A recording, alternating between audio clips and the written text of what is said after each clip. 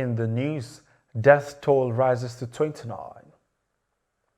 Government forces reconquer key towns. Israel donates e-learning classroom worth $10,000 to Nigeria. Details shortly.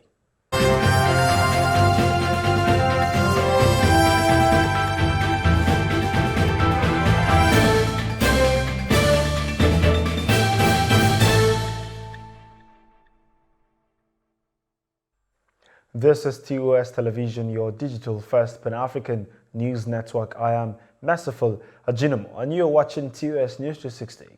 We begin with Nigeria, where officials have confirmed that death toll from a boat tragedy that happened on Tuesday have risen to 29 after 9 more bodies were recovered on Wednesday. According to the police, the number of survivors rescued so far remains 7.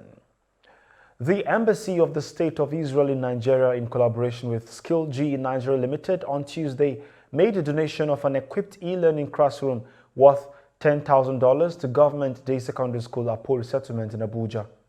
While commissioning the center, Shajadi Affairs of the Embassy of the State of Israel, Yotan Kreman, said the move is to encourage and support the establishment in the areas of technology and innovation. It is important to put an emphasis on education and innovation to create a place in which children can learn. This fully renovated and equipped computer classroom will facilitate the development and enhancement of the students' computer skills, which are necessary to encourage innovation among the youth. For students, access to technology enables to accelerate the learning and opportunities to practice what they learn.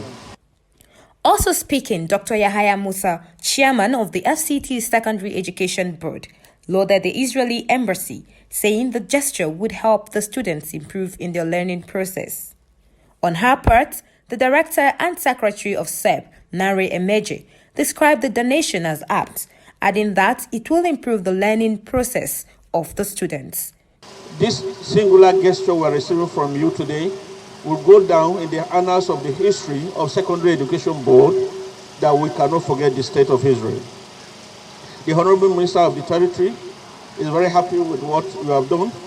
We're happy about it. I want to assure you that we're going to be meticulous about handling the facilities that, the facilities here, and we will ensure that the student will reap the full benefit for the purpose for which this center has been renovated for. What you have done for us today will go a long way to go into history of Secondary Education Board. As a matter of fact, the FCT Minister is aware that we have collaboration, and I believe that after this time out, a letter of commendation and appreciation will come from his office for the Israeli Embassy.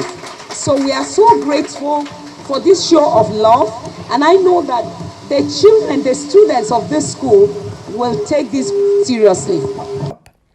The computer classroom building houses 20 pieces of computers, projector, learning tables, and others. Rose Audu, reporting for TOS News. According to a statement by the Special Advisor to President Muhammadu Buhari on Media and Publicity, Femi Adesina, and obtained by TOS News on Wednesday, Buhari will leave Abuja on Wednesday for the United Arab Emirates, where he will attend the Expo 2020 Dubai. The Association of Resident Doctors FCT chapter is set to hold its annual health week with the theme, The Unresolved Crisis in Nigeria Healthcare Sector. Briefing the press this Monday in the nation's capital city, the president of the association, Dr. Nnamdi N.D. Ezuma, said the theme for the 2021 Health Week was carefully chosen so as to address the root causes of the year-long predicament that have bedeviled the group and the Nigerian health sector in general. President of the Association of Resident Doctors, Dr. Nnamdi N.D. Ezuma, speaking for the ARD, added that the Health Week also targets seeking possible solutions to the long-lasting problems from professionals. But we just hope that, things could be better, faster attended, at the rate at which they should be attended to.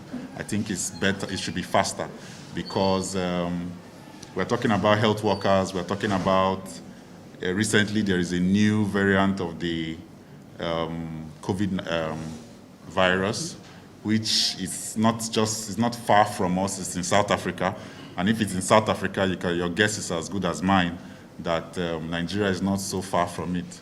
So we need things like this to help encourage the healthcare providers to also look inwards and see how they can do what they can do for their communities.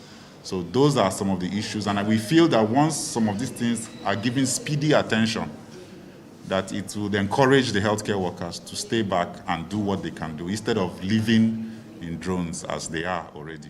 While calling for speedy solutions to lingering demands of the association, such as the unpaid residency fund and the unpaid 2018 promotion arrears and irregularities on the IPPIS salary platform, the ARD also lauded the Minister of FCT, Mohammed Bello, for his keen interest in the plight and welfare of healthcare workers in FCT.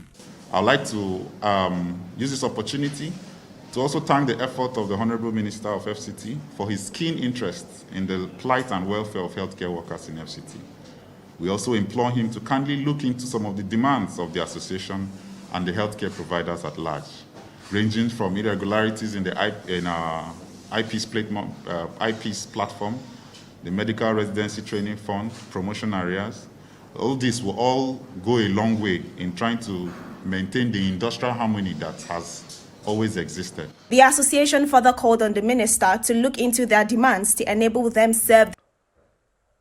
The Director General of the National Agency for Food and Drug Administration and Control, Professor Mojisola Adeyeye, at a briefing on Tuesday, narrated how the agency recovered 639,590,208 naira evaded administrative charges from stakeholders. Adeyeye said no fewer than 25 containers of tramadol worth 1,708,750 naira were destroyed since she assumed office 4 years ago. This is your digital first Pan-African news network, TOS Television. You're watching TOS News 360. More national plus global business and sports stories when we return. Stay with us.